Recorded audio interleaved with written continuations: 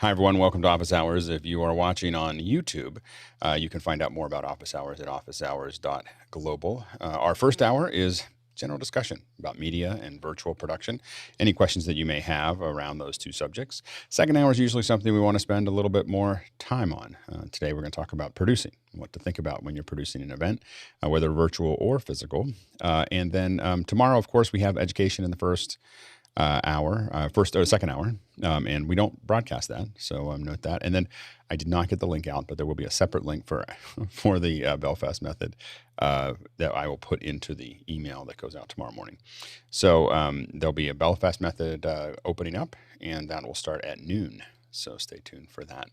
All right, Bill, let's jump into the questions. Absolutely. Our first one this morning comes from Walt Palmer in Rehoboth Beach, Delaware, and he asks, please recommend a set of small cameras with HDMI outputs that will work with ATEM Mini Extremes. Go ahead, Carl. So essentially the Huddle Cam would be the first one that would come to mind as far as cheapness that has HDMI out. Thor would be the next, but if you're going up to this kind of price, then I would usually always suggest, the M50 Mark II, $699 with a lens. It does 4K output on HDMI as well, which other ones don't. But yeah, so for cheaper, then I would say the Huddle Cam or the Thor if you want a little bit more features. Go ahead, Todd. I didn't see the word cheap, so I was going for like around the M50 price, starting there and going up to the Sony A6400, 6300, 6600, all those series. And also I actually have a couple of GoPros in my chain that kind of work really lovely. They don't compete with a Blackmagic design, but they work. Go ahead, Mitchell. The Sony, the new one, the ZV-E10. This has a add-on lens to it, but it has HDMI out on a micro HDMI output, and makes very pretty pictures. Great. Go ahead, Jeffrey. So yeah, I was going to say the GoPros as well. The GoPro Hero 4 is you can get them used for about $50-$60, and you get an enclosure, you get a couple cables, you're good to go. You don't need that media kit that the 9 or 10 has. Other than that, Canon and Sony, if you get their lower end, got to make sure that they have clean out if you do go that route. But a Handycam is usually a good one, at about $200, $250. Go ahead, Chris. Question about the Huddle Cam. Can you use the I know that Huddle Cam has USB and HDMI out. Can you use them simultaneously? I think you can, actually. I think they both. It'll push the video out of both of them at the same time. Cool. That's all. And lastly, Courtney. Of course, the garbage truck is here. The Mocos is about $142 without the lens. It outputs both USB and it records as well, and HDMI. I do not recommend the C-mount lens because it's very fiddly, and getting the focus right is an exercise in futility. Go ahead, Paul. I would recommend one of Amazon's cameras that has an HDMI port on it. You can hook those up just for variety. And what I'll say is that all of those are compatible and they're great. You will eventually wish that you could color the camera. Like I'm just, so just think about it, as you start to invest in cameras, it definitely makes sense at a certain price, but you just want to think about the fact that if you don't get a Blackmagic camera, you can't shade it with that extreme, and you will eventually need that. So just to kind of keep that in consideration. Next question. Comes to us from our friend Andy Carluccio in Washington, D.C., and Andy says, Adam Toe just released the OSC Extravaganza update for Mix Effect. This is a paradigm shift for how I'll be using the app. What interactions between programs like Isadora and Mix Effect would be fun to explore? Auto cut based on presence, for example? Go ahead, George. There's so much to unpack in Extravaganza. Andy, I'm just starting to scratch the surface of Isadora. Definitely those features that you spoke about. It's definitely a head scratcher of what Andy and Adam and John is able to do with these apps. So it's kind of hard to say what kind of integrations you would want to see, but I think definitely the Stream Deck is a powerful piece of tech with Mix Effects and Isadora right now. So I'm looking forward to seeing what you guys do. Yeah, I think that I believe there's been over 100 new OSC commands that are now supported by Mix Effect Pro. So it has it's much different, and so a lot of it is going to make what we're doing a little easier. With what we have moving for Office Hours 2.0. So in fact, I think the ATEM OSC I don't think is necessary anymore. so that's how far it took it. It just kind of completely replaced it. So it's pretty cool. I think that this automation is going to make a big difference, in as we look at the OSC of just making lots and lots of decisions. And I think that as we start to see 2.0 and some of the other things that we're doing, I think we're just going to start organically finding, oh, we really wish we could do this. Again, that was where we got into the switching by levels, basically creating like a video Dugan that we would build into Hangouts. I think those kinds of things in Isadora would be pretty nifty. Next question. Next question comes to us from Bo Cordell. I can get my mouse in the right place. There we go. Smart lighting. If I'm starting from scratch, what system should I buy into? And ideally, I'd be able to control a few different light bulbs and LED strips from one app or device. Bonus points if it's controllable via an API over LAN. Go ahead, Carl. So if it's a system we're talking about, then that system would be DMX. So you can get a DMX box that plugs into your computer. You can have software that runs that box, and then that box runs the lights. So now as far as hardware, I'd push the Godox. So this is a Godox TL60, which is DMX. That's more of your tube light. Then you got your panel lights, which are also DMX. There's also the U series from Godox, which is fanless, completely fanless. So it's not like you turn the fan off, it's just 100% runs fanless, but at full power, none of this half power stuff. So they have a 60 watt and a 150 watt, which is really bright for a fanless. It's humongous housing because it has fins inside, but that's the other thing. Go ahead, John. Spent a lot of time on this and ended up with DMX, and I use the NTEC, which is the LAN-based controller for the DMX lights. So it's LAN on one side, DMX out the other. And then I run Luminaire on the iPad so I can control all these lights here are all DMX, and that's the way to go. Yeah, Jeffrey. So for these unsmart lights, like I have the newer lights that are older panel lights, I actually got a power strip that can turn them on and off, and I can run an API through that to run back and forth. But if you do get, make sure that some of the lights do go through Bluetooth. You can control stuff over the WAN with a Bluetooth with the right boxes, but it can be a little bit tougher to configure. Yeah, one of the things that, I think that from an app control perspective, I think Aperture has really done the best job in that area. We were talking about this in After Hours a couple days ago, or maybe yesterday. And we've bought hundreds of NAND lights, so we're kind of in a NAND light house at the moment, and the DMX, the mixed panels that we use there. But it's just that they've been solid, and we've had to use them for lots and lots of kits. So that's what we kind of lean towards. But I think it really depends. I think Godox is a good solution. The NAND lights we use a lot, and Aperture is a little bit more expensive, but has some great controls. But I think DMX is the format you're looking for. Next question. Guy Cochran here in the panel from Seattle often says, After Hours often has some jewels of info. For those that have FOMO or fear of missing out, what have been some highlight moments? Go ahead, Vienna. Not information as such, but I guess you could say getting to know people on After Hours and on the show, because I think you see a different side of people when you are outside of the main show, and I've really, really enjoyed getting to know where people are coming from, what their backgrounds are, and that makes for a better show later on and makes me feel more comfortable when I'm here on the show. I've also really enjoyed showing people kind of where I come from, and Carl and I have often gone on to After Hours together on the same camera, and just, there was this time when we went through a tunnel and we played some acoustic tricks with the tunnel, and people who were on Office Hours at that time really enjoyed that. So it's just a different atmosphere, I guess. You are definitely missing out if that's what you are fearing, Guy Cochran. Go ahead, Sky. Well, yesterday's talking about the history of where we came from, but also the vision of what the future is. So it's a brain trust, it's a knowledge base, it's a social community, it's a global interactive community. It's a lot of things. And so I think your point, your more recent point, Alex, of investing in humans as your source of growth, I think that's a brilliant insight. So those are things that my guy might have missed out yesterday.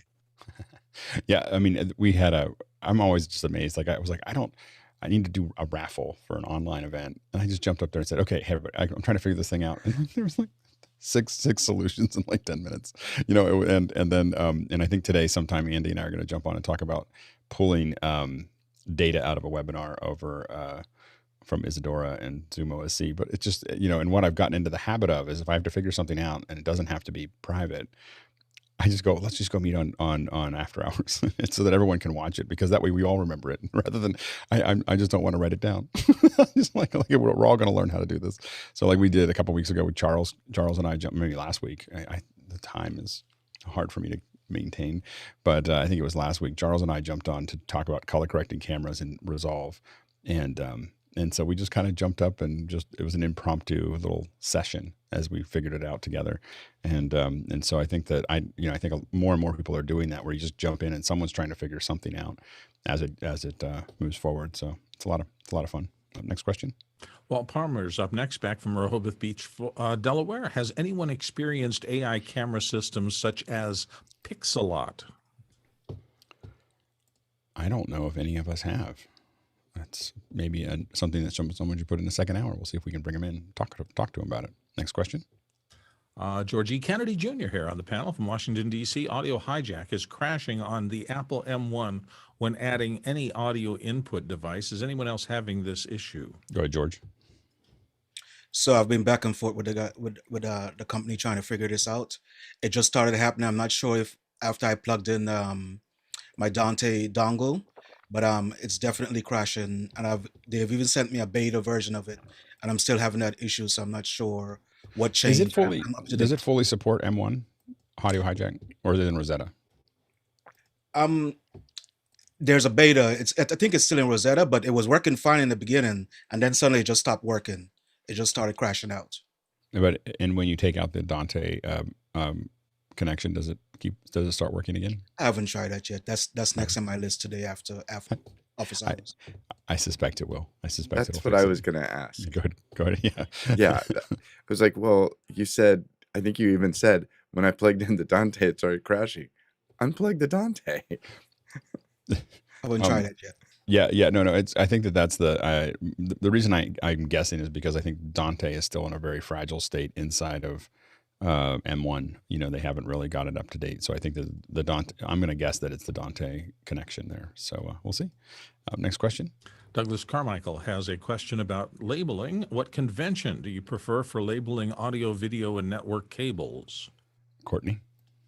The cable convention. I go to that every year. No, what I use is, especially on directional cables, I'll use the Dymo label maker, and I will print white text on a black background and then wrap around the cables so that the white text really pops. And then if you're making up cables, find some clear heat shrink tubing. And after you stick the label on, cover it with the heat shrink tubing and shrink it down. That way it's impervious and won't come off.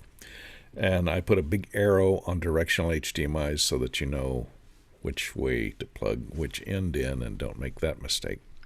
And other than that, I put, if I'm making my own cables, especially BNC cables or audio cables, I'll try and color code them, and I'll get colored boots, the boots that go on the strain reliefs. I'll match the colored boots so that you have a large number. They come in a whole variety of colors, so you can tell which cable end goes with which cable end. Go ahead, Marty. So whatever naming convention you choose, make sure you stay absolutely consistent. And if we're talking about labels for portable use, then I would put length and other information about what that cable is so that when you pick it up out of a case or a bag, you can identify what it is. If we're talking about labeling convention for an installed application, like in your studio or somewhere else, then you want to label each end and you want to figure out a code that works for you. So like a letter or two that would describe what kind of cable it is or what subsystem it is, whether it's audio, video, network. And you want a numbering system that is coded so that you can determine what room or or location that it's in. So like, an A203 would be audio.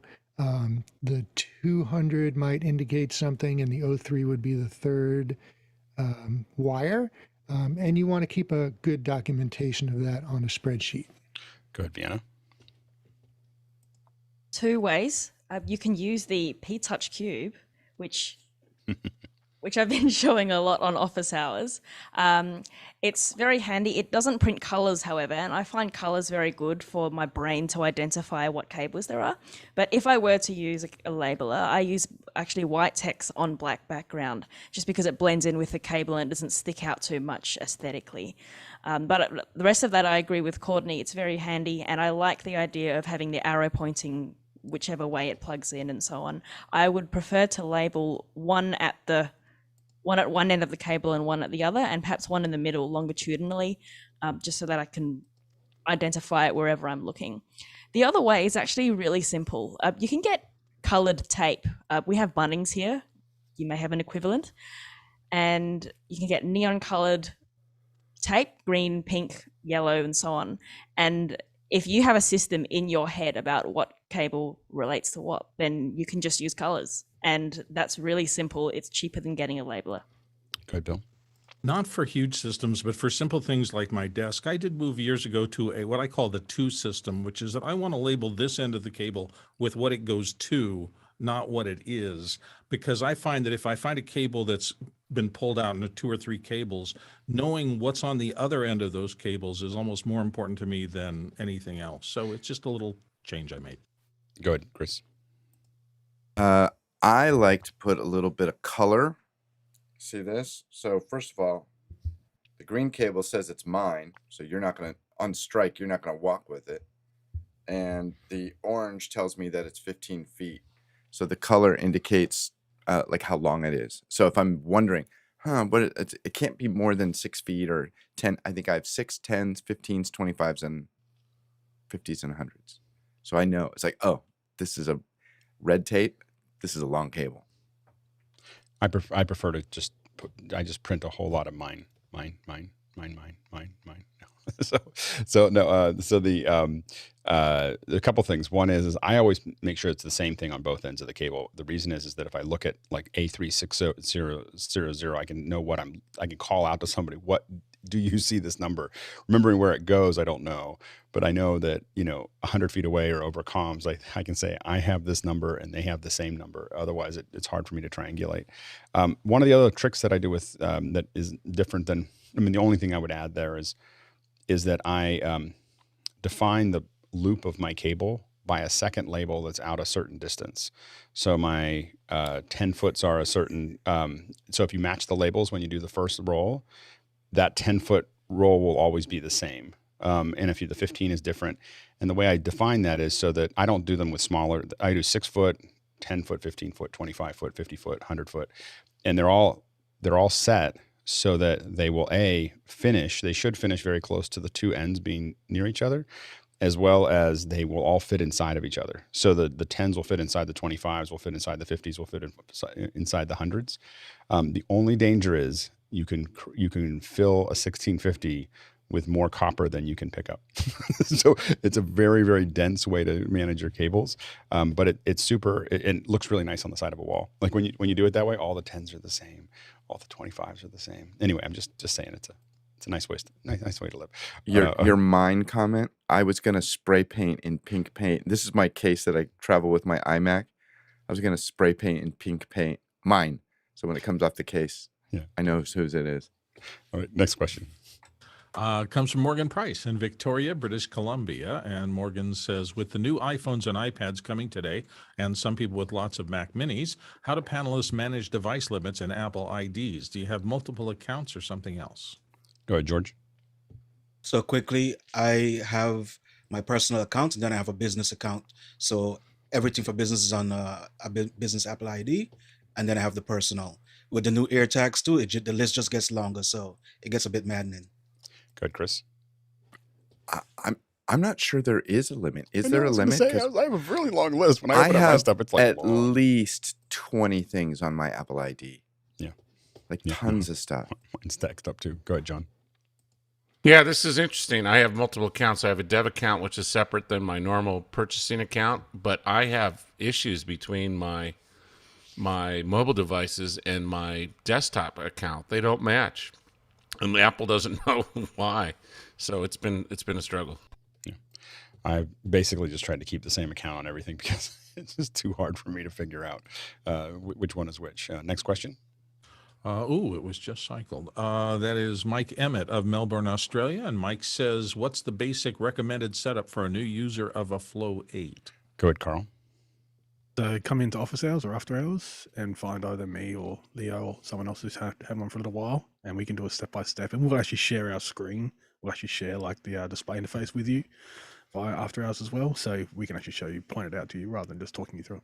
Go ahead, Paul. Yeah, Carl and Leo are the 1-2 punch. They got me up and running. I'm rounding first base on the way to second now with the Flow 8, and make sure you have a mini adapter if you have a headset, so you can plug it in. And you need Simply Put, I think that's what it's called, isn't it, Carl? That you need to upgrade your firmware and get with Carl and Leo. They're the masters. Go ahead, Leo. It is to provide it as for office hours, but as the thing that Paul said, which is critical, is that what comes in the box isn't usable until you upgrade the firmware. It's the same as virtually everything that you get these days, that before you even contact us, upgrade the firmware, because it really needs it, and you also need the latest version of the app. It just doesn't work without it. Next question. Comes from Bo Cordell in Charleston, South Carolina. He says, I'll be building out a new home office in a couple of months. If I add a ceiling grid, what kind of grid and accessories should I be looking at? Go ahead, Mitchell. 2x2, the way to go. If you're putting ceiling panels in and you're going to be dealing with some lights, I happen to have some acoustical tiles in there that you can buy expensive or cheap on the internet. Some fill lights with domes on them. But 2x2 seems to work the best. I'm sorry that that's not in focus, but that's what the camera is deciding to do. Go ahead, Ari. I understood the question a bit differently, so I'll just say look at if you want it fixed or movable. Auto pulls could be an option. I chose to put in fixed piping, and apart from that, get plenty of articulating arms and super clamps. You will need them. Go ahead, Marty. So we're talking about ceiling grids and ceiling tiles. So they'd want to be acoustic tiles, and you can find tiles that are not flat. So, just as an example, this has very irregular surfaces, so that will break up reflections.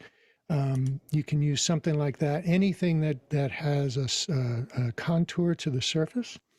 And then you'd want to put soundproofing above the ceiling tiles if you're going to, drop the ceiling, and that'll help prevent sound from coming in from other parts of the office or house. Generally, depending on how high your ceiling is, you want to think about making sure there's enough space in there for your rigging to stick out above it. So there's a temptation to put the rigging, the grid right up against the ceiling, but you actually want a little bit of a room there. So oftentimes, if the big thing is you don't want the grid to be below 8 feet, in my opinion. It's really hard to deal with when it's less than 8 feet because you have lights hanging down below it. So you will push it closer to the ceiling, but if you have a higher ceiling, a 10-foot or 12-foot ceiling, go ahead and give yourself a foot and a half from the ceiling to drop it down. Now, the luxury version of this is that you put it on, you get some kind of either chain or cable system that will let you lower it, and then you can work on it and pull it back up again. We've had a couple studios that we built. Wow, it's life-changing. Because you're not up on a ladder fixing things. You literally bring it down, move things around, bring it back up again. It's a really life-changing thing if you can afford it. In the past, I've used speed rail with Hollander connections for my home office. I'm about to start experimenting based on recommendations here of using the maker pipe. I ordered a bunch of little pieces of maker pipe. It's a lot lighter and a lot cheaper than the Hollander speed rail mix. I mean, it's $100 of connectors instead of $1,000 or $1,500 of connectors. So it's a big jump down as far as cost goes. And I can go to any Home Depot and buy the pipe. It's EMT pipe. And so I will let you know how the adventure goes. I'm not recommending it yet, other than I have bought all the pieces for it, and they're all sitting in a bag, and they're waiting for me to finish the next project before I start putting them up. So, anyways, I'm going to try to replace the incredibly dangerous version of this that I built before COVID, and I'm going to put that in. But 2x2, I do agree with. And again, like what Mitchell showed, if you have a hanging ceiling, you can also get scissor clips for those, that'll just clip on baby pins to your hanging ceiling. And you'd be surprised at how much weight you can put on those. You just have to be kind of conscious of them, of where they are and where the ties are into the ceiling. But there's scissor clips that usually will fit those panels there. All right, next question. Jim Hankins in Chesterfield, Michigan is back for Hyperdeck playout with a specific cue point. What's the best practice for starting? Autoroll, macro, something else? I will admit most of the time we set its endpoint. Like we just move it to the endpoint that we need for that, depending on how many you have to fire off. Now, most of the time, if we know what we're going to do, we cut it to where it's going to go. Like we don't like having head and tail that we don't need. In it, we want it to play out exactly the way we had planned for it to play out. And I think that we have usually a second Autoroll or whatever that's on it. But yeah, we don't.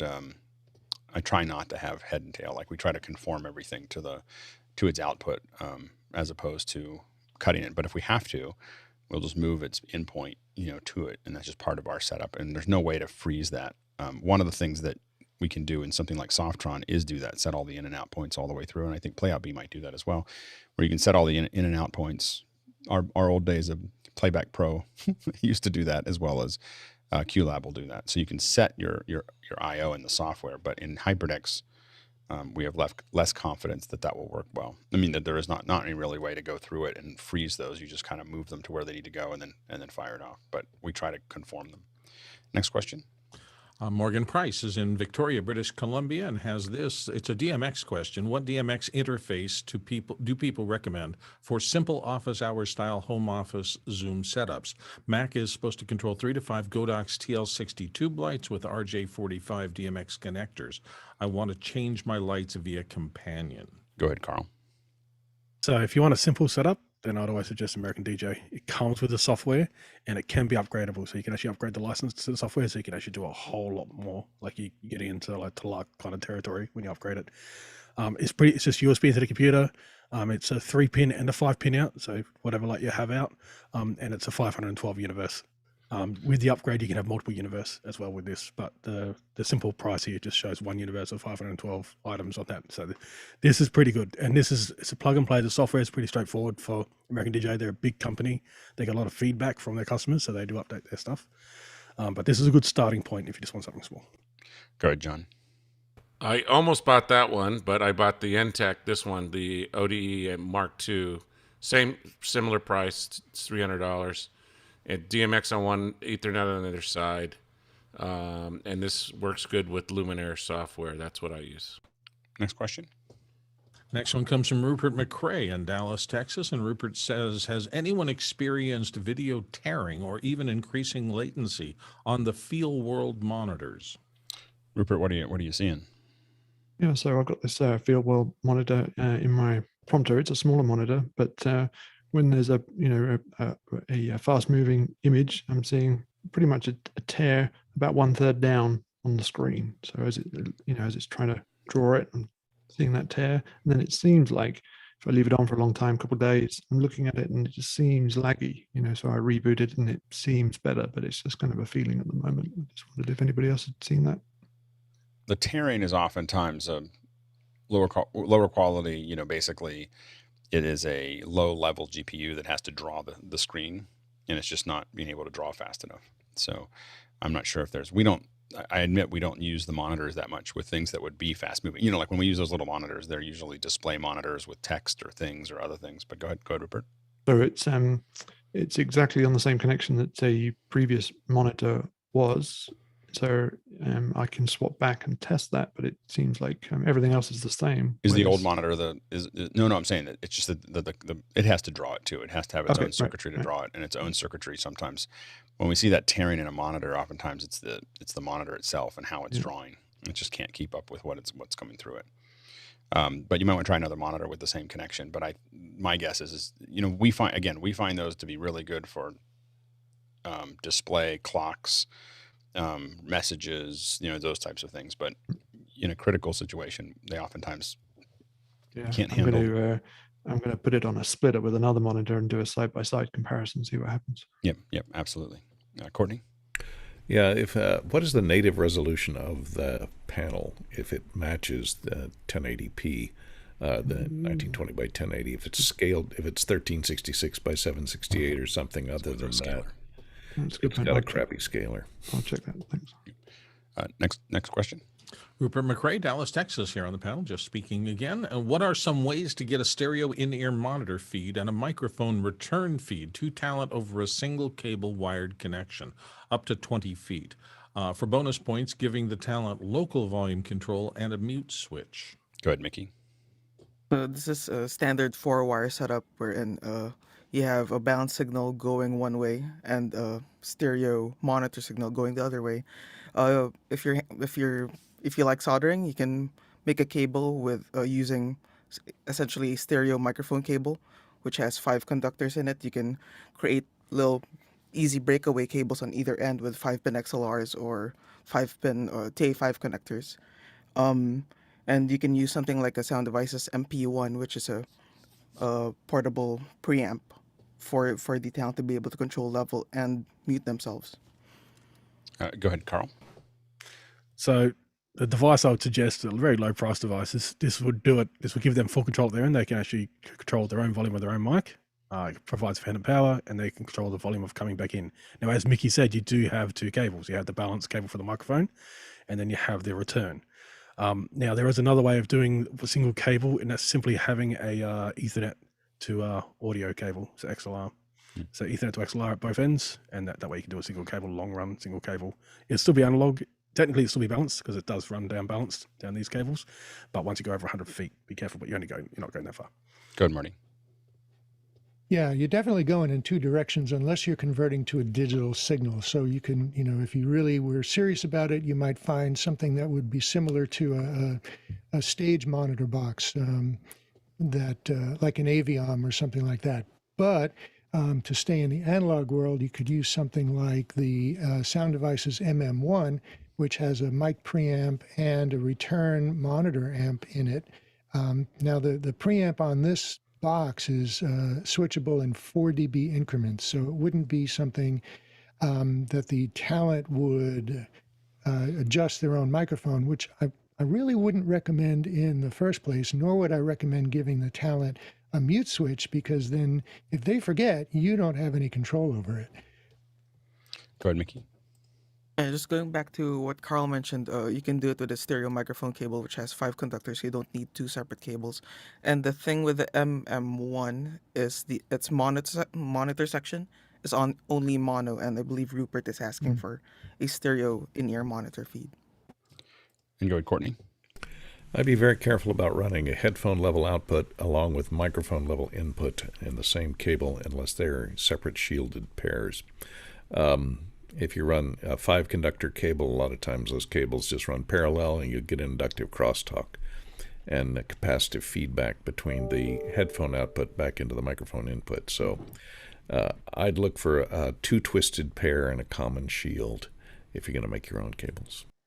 The luxury version of this is Studio Technologies announcer boxes. So they are the like if you're not worried about the price, we've used those a lot, and they are there's Dante versions of them, so you can just have a just an RJ45 that runs all the way up there, and now you can feed whatever you want to it. It's it's pretty straightforward. You can have multiple ones. So we have, I think the one that I've used the most is a main mic out, but I have like 3 talkbacks. I can talk back to different channels and so on and so forth, and they support a lot of different configurations. And so it's not the cheapest solution, but it is super powerful, and they're really well built, and they all have little dip switches on the bottom.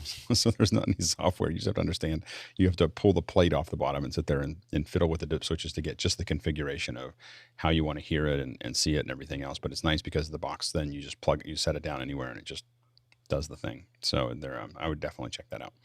Next question.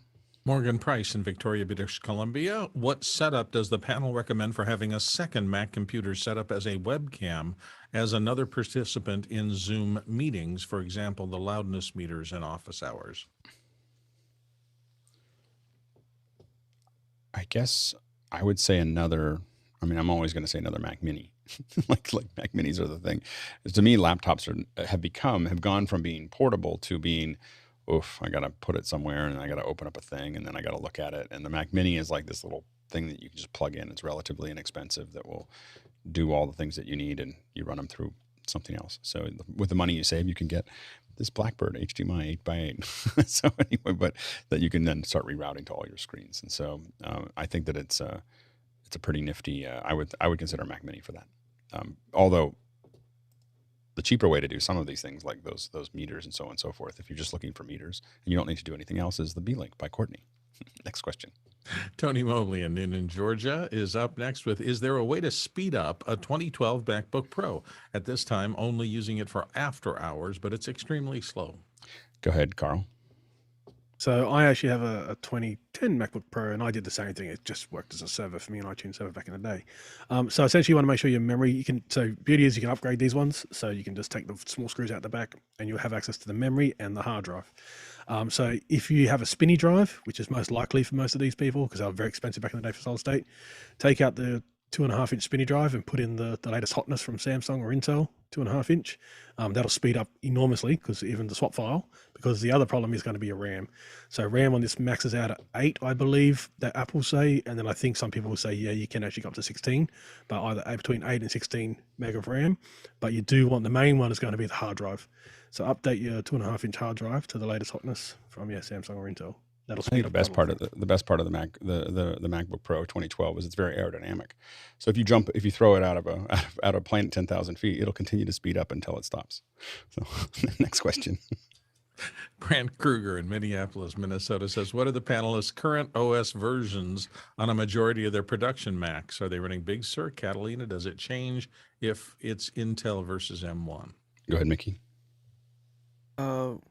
Our production machines are all still running Mojave. We do not upgrade until necessary. Go ahead, Nigel. Yeah, so I don't have the same production setup Mickey does. I'm more of an amateur, so my M1 Mac is running Big Sur, the latest level, and then I have an iMac which I play with, and that's running Monterey.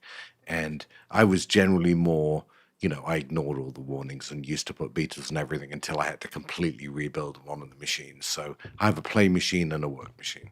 Go ahead, Chris. I'm quite a bit older than Mickey, so I run everything at the most current OS, hoping that one day I'll have a catastrophic failure and be forced into early retirement. So I'm a Big Sur on everything. Mitchell? I'm stuck with I don't know if stuck, but I have a 2010 Mac Pro Intel, and it's running Mojave because that's all it can run. It can't go any higher than that. But I find that I can do everything just as fast as I can on some of the other. Bill? I'm on Big Sur, and I'm surprised at myself because for decades I would always keep at least one operating system back, but every update that Apple has pushed to me has worked, and my only exception to that is if I'm in the middle of a big project that is mission critical and everything's riding on it, I will turn off auto updates until that is finished and delivered. But other than that, I just let the auto updates happen. It's never bit me. Go ahead, Todd. I have on my laptop, there's certain software I have that has stopped at Mojave. I will never go beyond Mojave because it's 32-bit software. Of course, I can't run it on an M1 either. But on my M1, my Big Sur, came with it. It's current. It's giving me no hassles at all. I have a bunch of computers, and they're usually in some range, depending on what the requirements are of the computer. Oh, you got an open mic, Mitchell. So I have Mojave because, like Todd, I have 32-bit. A handful of very complicated 32-bit apps that cannot run anymore, and they're not going to update them, and I have to keep a Mac that can open those things and do those things. And then most of my machines are in Catalina, and then the ones that are using there's always a machine or two that are on the newest one, because when Apple releases their, like Final Cut Pro or Motion or whatever, a lot of times they'll not run on the old ones. So you have to keep a computer moving forward to actually be able to run the apps. So that's about it. Next question. Douglas Carmichael's back, and he asks, what lighter weight software would you recommend on Mac OS for mapping specific MIDI note numbers, continuous control messages to specific OSC messages? Go ahead, Carl. So Touch OSC. So that'd be the best bet. Very flexible. We can do MIDI to OSC and OSC back to MIDI. Does quite a lot. I think the license is only like $20, and there's an iOS version as well. Next question. Next one comes from Douglas Carmichael, and Douglas says, one example of sound visual delay discussed in the group I'm in was, quote, seeing the drummer hit a drum on a projection screen in a large venue or festival and hearing it later. How do you compensate for this when cutting a concert or other music event?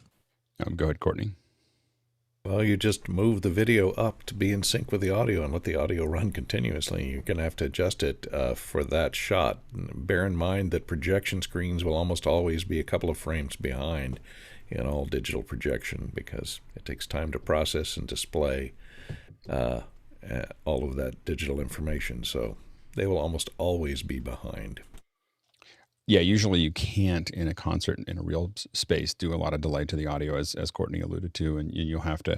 One of the ways to tie that in is gen locking the cameras. So a lot of times we've gotten lazy and we don't gen lock, but every piece of equipment, if you don't gen lock it, what it's doing is it has to wait there to get the next frame.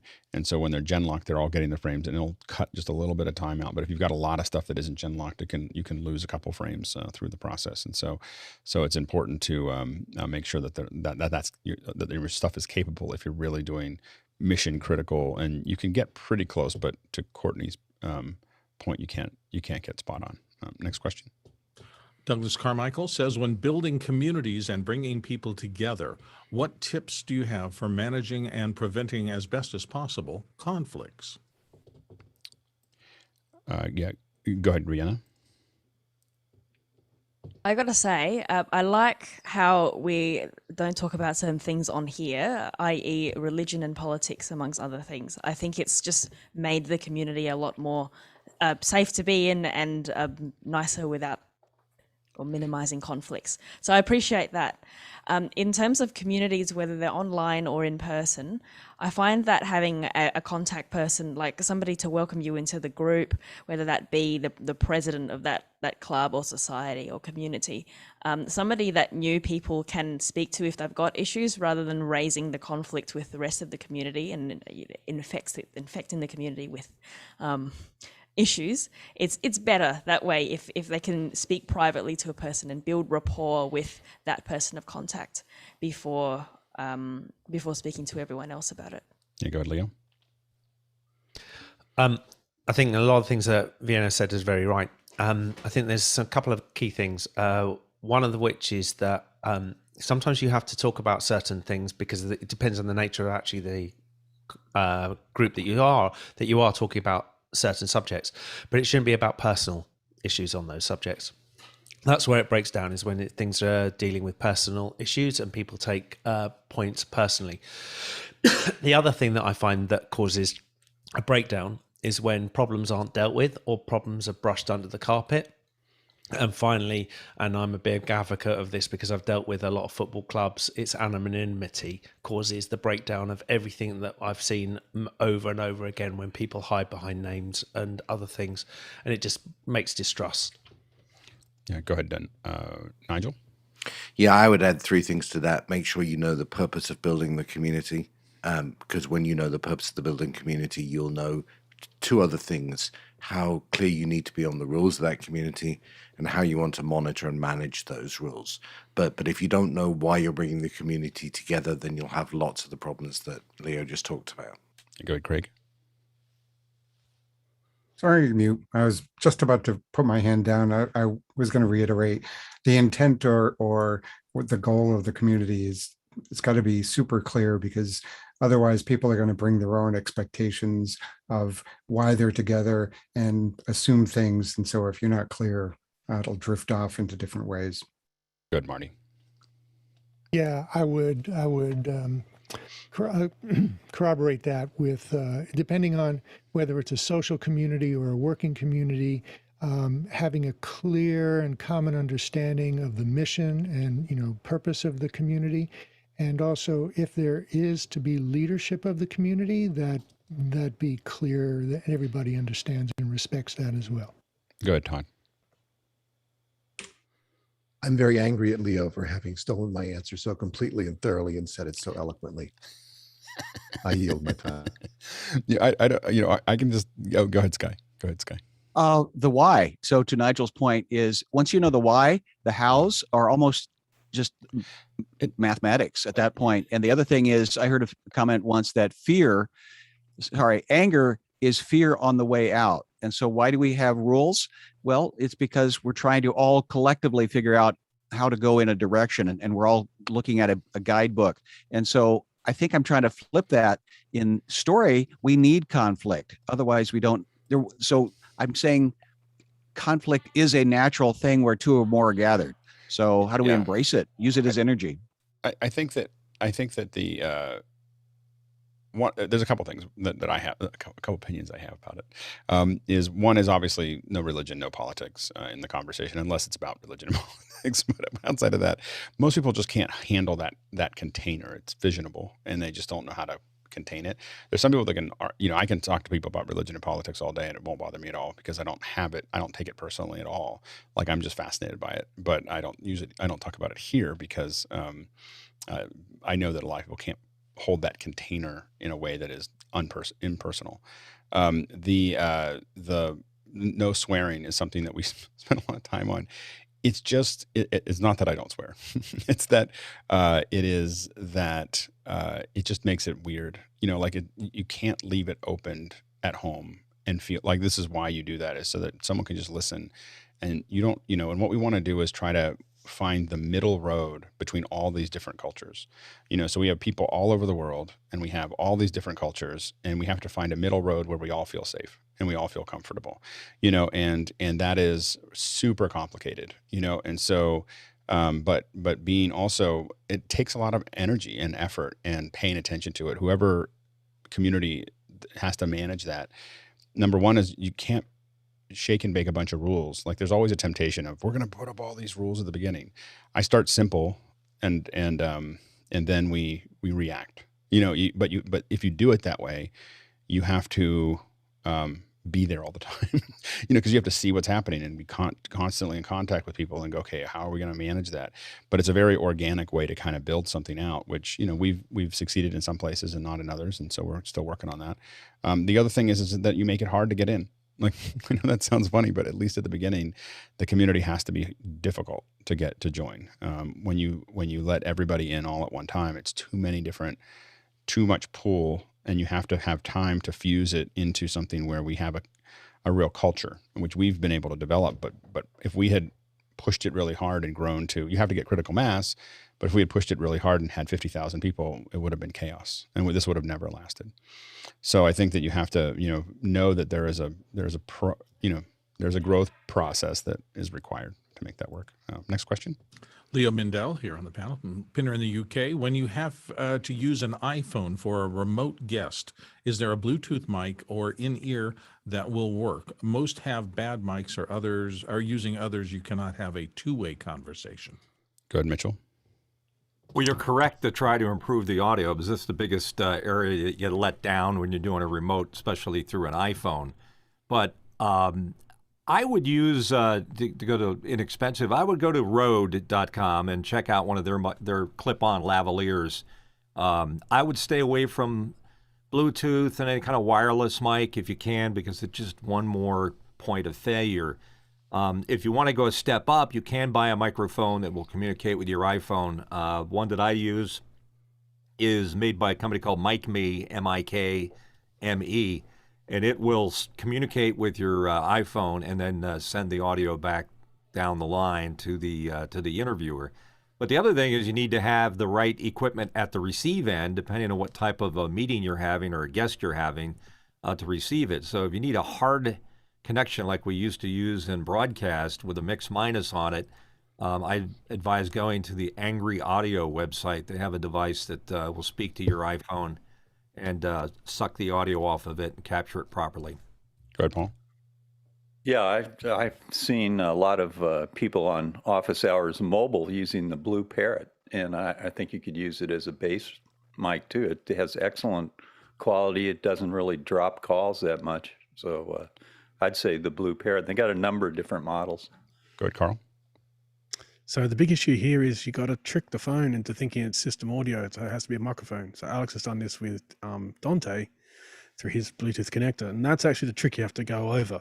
So you can use a Rode Go mic, but there's no way to get that mic into your phone and for the software or Zoom or whatever to see that as a system microphone and headphone. So there are a few Bluetooth interfaces, like the one that Alex has used in the past to get Dante in, but that's kind of the way you have to go. It's kind of an expensive way to get in. There's no cheap Bluetooth interfaces. There are a few expensive ones. You could try using USB, but generally that won't work. That's more as an audio interface, like for GarageBand. Generally, apps like Zoom won't actually see that as an audio input. Go ahead, Leo. I think the key here is that what I'm trying to do is find something which is two-way. There's lots of the Rode Go mics are great, but you can't then talk to the person. You can't have a two-way conversation. I was on a two-way conversation with somebody last night using my phone. The camera, the optics, brilliant. The audio, not so. And it's like, I know they came out and they said that all of that, all their adverts and everything they did were shot on an iPhone. I bet you the audio wasn't. Mickey? One option would be the Blue Driver M, which is a little device that can connect to a phone via Bluetooth, and it has Blue Driver F. It has a female XLR cable, and any XLR microphone will show up in the phone as if it were just a headset. And it also has a mini jack output, so you can plug in. And who makes that? Headphones. That's JK Audio. That's what I was saying. I was pretty sure it was JK Audio. JK Audio makes a lot of audio glue, whether it's Bluetooth or going from comms to this or phones to that. It's pretty useful website there. Next question. Comes from Vienna, from Australia, here in the panel, and she asks, have the panelists ever attended an event as a guest or a client, but had to step in to assist with the AV? And if so, I would love to hear the stories. Go ahead, John. You struck a chord here, Vienna. So we did presentations around the world. O2 Arena was our largest one. And they knew Preto was the production guy that would fix everything. So I had to show up 3 hours early. The guys never went to rehearsal. They showed up with their PowerPoints an hour before. I always had to change them from 4:3 to 16:9 and load all the fonts. So I had to fix all the problems. It was a pain. Go ahead, Courtney. Yeah, when I work as a teleprompter operator, I kind of try and keep low key, and I work with I'll show up on a corporate gig and where the experience of the crew is very limited, and I'll try not to step in. I'll let them make their mistakes. I won't point out that I was a sound mixer for 30 years, unless whatever they're doing is so wrong that they're never going to get it right. I had to point out one time when a guy that had some G2 wirelesses that they had the receiver on the talent and the transmitter on the camera, so they look almost the same. I finally pointed that out to him. I went, we're never going to get this done unless I say something. Go ahead, Nigel. It's slightly tangential, but almost every home I go to that has a home automation system in, someone throws the remote control or the iPad or whatever it is at me and says, why doesn't this do what I want it to do? And I talked to them about what they bought, and they probably told me they bought the cheapest possible parts. And I said, if you bought the cheapest possible parts, then you are the integration. Go ahead, Liberty. Aren't we all at some point in time when we go to family events become tech support because they know? But there was a friend of mine who came to town, and I just came to say hi, and then the place was literally on fire. It was less than 24 hours before the actual event, and just having to step in to help as a runner. And I'm sure we've all been that person at some point in time. Okay, go ahead, Bill. Helping, yes. The tendency I have is to try to control things, and I don't. I consider it like stepping into a domestic dispute in a parking lot. That's none of my business. I'm going to stay unless somebody's really going to get hurt. I'm staying out of it because it's not my responsibility, and the responsibility needs to stay with whoever's responsible. Go ahead, Vienna. Thanks everyone for the answer. I was just inspired to ask this question because I came back from a birthday party just now, and the dad of the person who had the birthday had their own camera, right? He had 2 cameras. There was only one of him, so I don't know why he brought 2 cameras for when the lens was the same and the body was the same. But it ended up being that the white balance was off, and the photographer that was hired didn't end up coming because they injured their foot. So I stepped in to be the photographer, and of course I have a very good teacher who has taught me everything I know about photography. So I ended up being photographer for the night, which is fine because I get to socialize in a completely different way. Yeah, my wedding with my wife, we got there early. We were the first ones there, leaving or whatever. We get to the venue, and the DJ is still like literally his stuff is piled in the front door, and he's all overwhelmed. He had gotten behind or whatever. Now I have DJ'd 400 weddings, and so I looked at him and I was like, okay, you're gonna be ready. People are gonna be here in 20 minutes, and he's like, he starts moving the lights. I'm like, you don't need those. You need this. I need you to get this up. I need you to get these 2 speakers up. I need to get that CD player up. And I need to get this over. And just get music playing when they walk in. They won't notice anything. They're going to be talking and everything else. And you'll be able to slowly work all the other stuff in. And then you'll be up and running. Sure enough, he was fine. But he just needed a little I need you to focus, because I got a bunch of people showing up. And anyway, it's a long story. But and then the other thing the thing that I take over on my kids went through that stage where they all go to Chuck E. Cheese with all their friends. All their friends have all their birthday parties at Chuck E. Cheese. And the poor parents, you'd see them taking pictures. And you're just like, oh, those are not going to be good photos of their birthday. And I'd always ask them, hey, what kind of camera do you have? And they'd go, oh, it's a Nikon, because they'd have a camera with a lens and everything else. And I'd go, that is so cool. I haven't seen one of those. Do you think I could try it out and take a couple photos? And they were like, sure. And I just took 50 photos, the 50 photos that they need. And then I hand them back the camera. I was like, okay, here, you can have that back now. Anyway, go ahead, Mitchell. Yeah, how many of us have been asked to go to a wedding, and then they go, you do video, don't you? Yeah, and I'll try to remind them that if I have to shoot your wedding for free, bringing my cameras and stuff, it means I can't really attend the wedding. I'm looking through the camera lens and dealing with it from a professional standpoint. They don't realize it's an educational thing, that when you just associate somebody with video, you can't just ask them to do it, because I usually turn around and say, you're an accountant, aren't you? My taxes need being done. Would you mind doing that? Yeah, I've done a lot of favors for folks, but the funny thing for me is that I actually prefer to be the wedding photographer or the DJ or something. I want something to do. We've talked about it in the past. I'm horrible at integrating with other people in person, and so for me, the big thing is I would prefer to be your photographer or your DJ or something than actually have to do the torturous thing to me, which is sit at a table and try to make small talk. It's not something I know how to do. So I usually volunteer for those kinds of positions because it gets me off the hook. So to speak. So of actually being social. So anyway, so we're going to push back here. Hold on, let me do some rearranging here. So we'll if we didn't get to your question today, make sure we're saving it. We're sending it back to you. Try it out tomorrow. You'll have those questions all in your notes. Just remember that we don't get rid of your questions. We just simply move them back to your notes, and you can submit them the next day, and it'll be a different set of producers and a different environment. So don't give up on them. Let's see. I'm going to push these back. Get this ordered.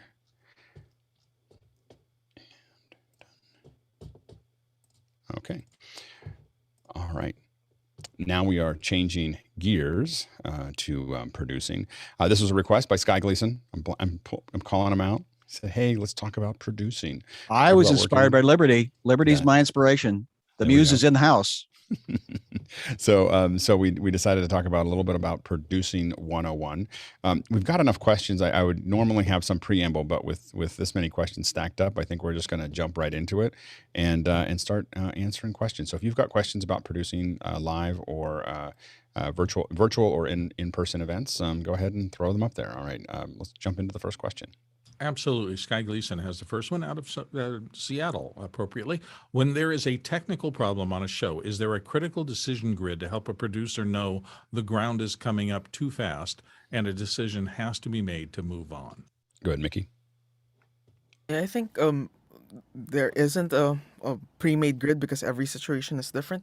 But I think I find that it works well when there are essentially checkpoints in time, like 2 hours before the show starts, if this doesn't happen, then this is our procedure. Having that set in stone prior to the uh, the the situation happening is makes things run much smoother when when things don't go according to plan, and also rely on the people that you've hired to help you with the technical side of things. Have them give you option A, option B, what they want to go for. Rely on them because you hire them because that's their expertise. Go ahead, Bill.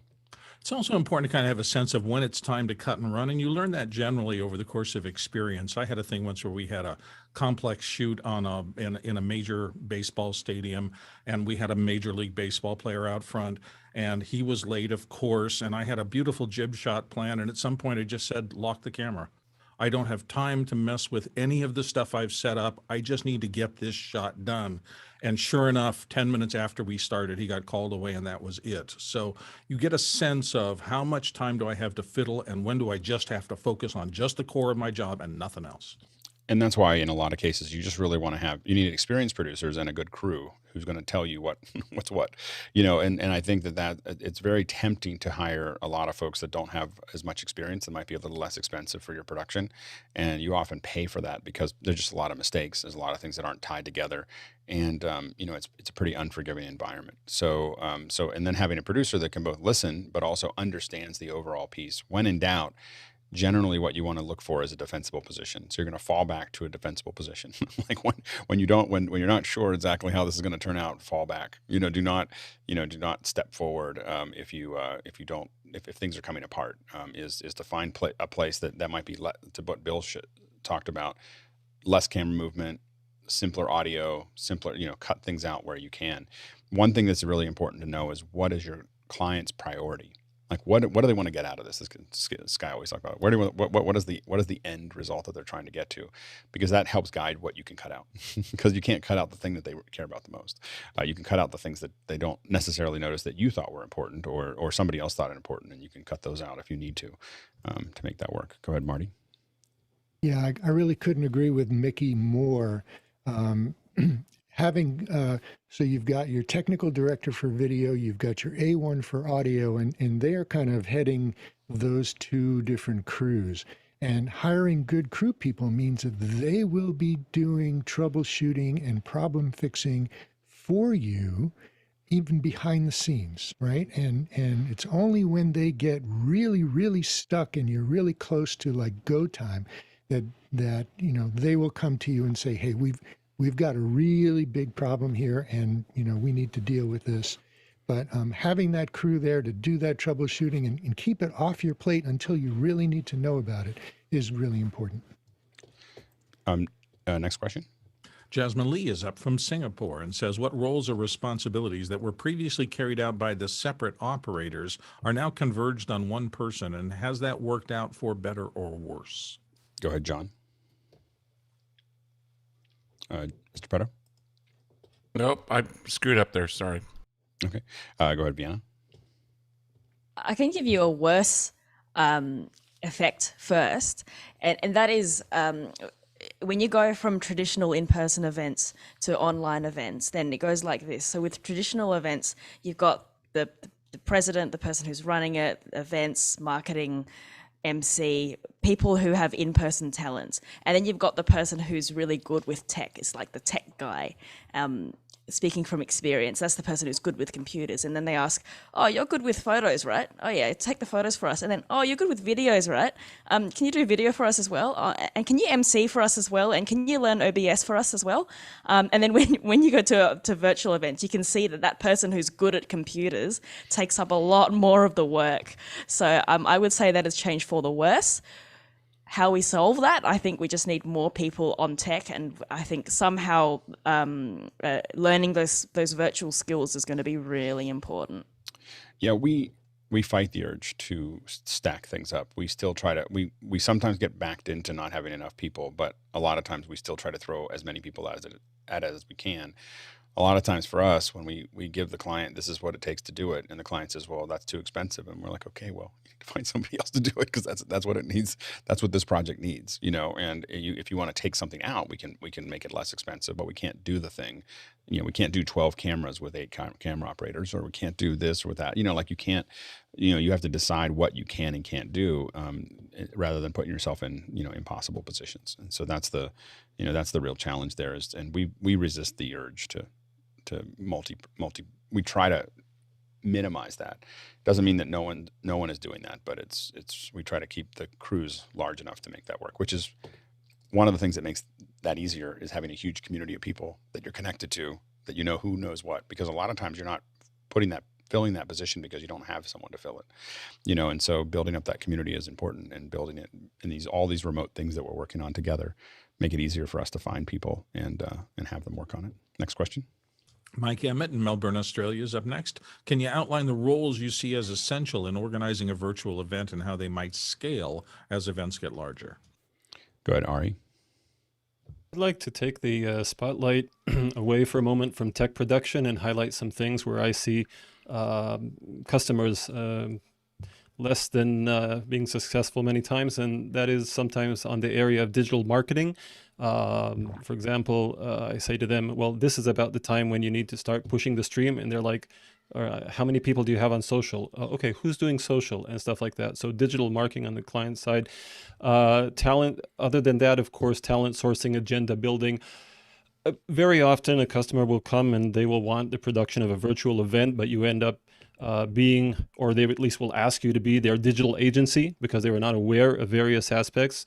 So that's something that they need to be aware of. Other than that, things that scale, tech check staff, room moderators, chat moderators, and things like that need to scale based on the number of people in the event. Go ahead, Liberty. Yeah, just co-sign everything Ari said, and we call them like community managers, making sure that you have some, if you want to say, virtual assistants to support, and thinking of that role as customer support, because when you say have a Zoom event or whatever it is, there are obviously going to be people who don't get it, and at the end of the day, it's about the attendee experience. So just seeing more of those people, even on the bottom of the pyramid. Oftentimes, the things that we think about a lot for virtual events is who's going to manage the audio, who's going to cut the show, who's going to manage the participants as they come in, and how they're going to interact. Those are the 3 really key things, and then we start building around that. So we may have multiple people handling participants coming in. You may have if you're doing more than a couple playbacks, then we have a playback operator. If the records are important, then we have a record operator. Those are things you start adding into the puzzle. And we put them in the budget no matter what. So sometimes people will take the record operator out, and we'll do everything we can to get the records done. But if something goes wrong with the records, we're like, well, you took the operator out. So it's, that's what happens. And we tell them ahead of time. There's a whole bunch of in writing, if the records are important, we should have a record operator. And so those are the kind of things that we try to, those are some of the core pieces. Next question. Juan C. Robles in Mexico is up with things to avoid. What would you like to have known when you got started? Go ahead, Liberty. That some people are client facing and some people are not. And they could be brilliant, exceptional at what they do, but just recognizing the people on your team that need to be in those positions, because it'll just help the overall experience, not only for yourself, but then also for your client on the other side. Go ahead, Carl. So as a producer, it's your job to actually try and keep the actual whole organization as simple as possible. I found out when I started out, I was bringing too much gear to my jobs. Redundancy generally. But I found out that redundancy can actually hurt you if you bring in too much redundancy. It slows you down and it actually limits you in a way. Even if we have more gear, it starts to limit you because you're time limited because you have to bring in all this gear. So kind of go back to first principles about the gig you're doing, and then look at that and figure out the simplest way of doing it with the least amount of connections and the least amount of people, and only add people if you need to. Go ahead, Mickey.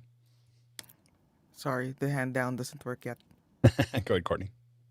One thing is, don't be stingy with information if you're the producer, because one thing I hate if I'm not the producer is trying to get the information out of the producer, well, where will this be, and how many locations are there in the day, and is there a limited amount of time on the talent, and that kind of information. If people know it up front, they can organize their equipment and get it ready for the order of shooting. And if you find out as you show up at the first location that the second 3 locations are at the beach, it would have been helpful to know that beforehand. avoid the one thing I avoid is saying yes to everything. so part of your job when you get brought in is to tell people what they can and can't do. It doesn't mean that you say no to everything, but think about what they're asking and whether it's doable in what they're trying to do, and be willing to say. I mean, part of what they're leaning on is you saying, hey, we can't, that's not going to work. And or even during the show, we're going to have to pull back and do this because your job is to manage some of that, and it's really difficult to make that call. Next question. Juancy Robles in Mexico's back with, what are the topics you discuss with the client about production? Go ahead, Liberty. You want to definitely go over the project scope of what's at hand and who's responsible, and making sure that you have their key contact and information, and then also reviewing your deadlines and really and I think this was mentioned in another question before as well, as making sure like what is the ultimate outcome that they're looking for, because sometimes those are some unspoken things that don't necessarily happen in the blueprint. And as the producer, that's your responsibility to anticipate, and again, for the overall experience of your client, because then they come back afterwards because you did such a great job. Good, Vienna. Building upon Liberty's answer, don't forget that the client is actually there to do a job, and they're probably a subject matter expert. So while we want to light them and give them good audio, and that's our priority, they actually have a job to do, which sometimes we forget. So when I was running an online conference, we had to send these briefings to speakers to say, make sure that you've got good lighting, your audio's right and all that. And this would be a briefing on a PDF document, and all of our communication be via email. But I think the better way to do it is actually to get on a call with them prior to the event and show them how to do it, and actually be able to speak to them so that they feel a bit more comfortable doing it themselves, and you can get it right before the event. So calls are always better than emails. We talk about virtualizing the world, and I think calls are a lot more realistic and more high fidelity. Go ahead, George. Doing in the terms of Zoom right now, I think sometimes you can have overload a client with information. It depends on that organization who the players are. So I try to have a conversation with the right person. When you say client, it could be the head of the organization, but there's normally someone they maybe in the marketing department or the production staff to have a conversation with how the production is going to run. So I think identifying who the person is to talk to about the production flow is also a good idea. Go ahead, Ari. Before quoting or starting to plan a project, I would look primarily at what are their objectives, what are their success matrix, what do they want to achieve. I would look to understand their budget and also the time frame. And quite often, or more often than I would like, I would have to tell the client that what they're looking to do is not realistic, either in terms of time frame or budget. Go ahead, Bill. Liberty hit a grand slam. She said exactly what I was going to say. Make sure the scope of work is defined and the responsibilities are defined. Who's going to do what? Yeah, I mean, a lot of things we want to know are things like run of show. Like we'll ask over and over again, like seeing the run of show and where are the graphics going to be, and who's going to be where, and who are the guests, and where are those guests, and where are they, and if they're in the location or not, and then when are we going to have access to them? Like when do we get to talk to those guests? We prefer not half an hour before the show. We would like to have something a week before the show that we get to talk to them and trade some emails and so on and so forth. So a lot of those things are really nuts and bolts, are a lot of things that we ask. We know a lot of things are going to change, but the more we can get done, we try to ask a lot of things ahead of time, like, will you have captions? Will you have interpretation? Will you have, those are things because those are things that are really hard to handle at the last minute. And so those are the things to kind of think about as well. Next question. Danny Law in Malaysia is up next. And Danny asks, what would you do if the organizer of a webinar event insists that they need to use a virtual event theme background in each panelist's Zoom video? Go ahead, Bianca. Tell them not to, but failing that, I perhaps educating them on the detriments of a virtual background and how it contributes to Zoom fatigue, because I didn't know that at all until I joined office hours. So ever since then, I haven't used anything. Signifying that a panelist is a panelist. You don't have to use a virtual background. You can use emoji in your renaming. You can put panelist in your name and so on. So there's other ways. Go ahead, Ari. Yeah, I would look to understand the context. Is it that it's just an idea and they're ignorant about various aspects, or they have a particular objective? Are they branding a corporate show? Is it some other event that they feel must be branded in this way? Of course, I would try to dissuade them from doing that, but I would also ask what type of kit they have available to them. Is it an option for us to ship kit? Can we brand their screens differently, perhaps with a bug if they must insist? Ultimately, they are the customer. George? So I already hit it on the head. So client A, I've already created all of these graphics for the virtual background. It is definitely a struggle once that's done to have them go back and try to change their minds. It can become a fight. So sometimes you're not going to win that battle. So you have to just move on and make the best production you can. Carl? So NASA just screwed this one up themselves. They actually had the deputy administrator come in via Zoom, and it had mirrored turned on.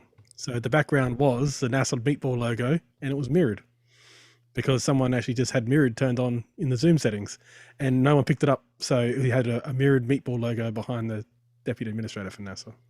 Yeah, I often give people feedback and then just go, they're the client. So I'll say, this adds to cognitive load, it adds to Zoom, Zoom fatigue, it adds to all these other things. We don't recommend it, but then we just go and then we move on, and so we do the same. And we've had this for years, like LED walls. Oh, there you go. That's horrible.